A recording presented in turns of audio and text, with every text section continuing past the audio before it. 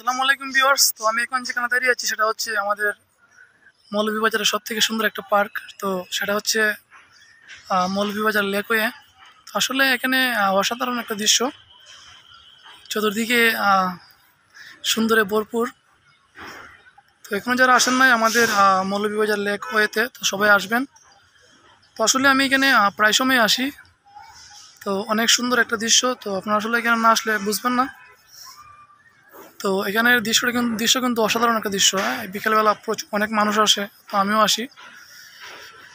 চতুর্দিকে মানে অনেক সুন্দর সুন্দর গাছ, আর পাশ দিয়ে বয়ে গেছে আমাদের মৌলভীবাজার মনু নদী।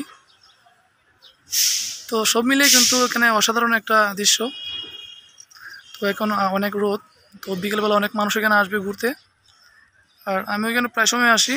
তো আসলে এখনো যারা আসেন না মৌলভীবাজার লেকওয়েতে, তো সবাই আসবেন।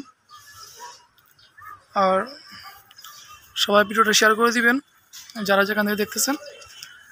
তো সবাই ভালো থাকেন, সুস্থ থাকেন। আবার দেখা হবে নতুন ব্লগে। আসসালামু আলাইকুম।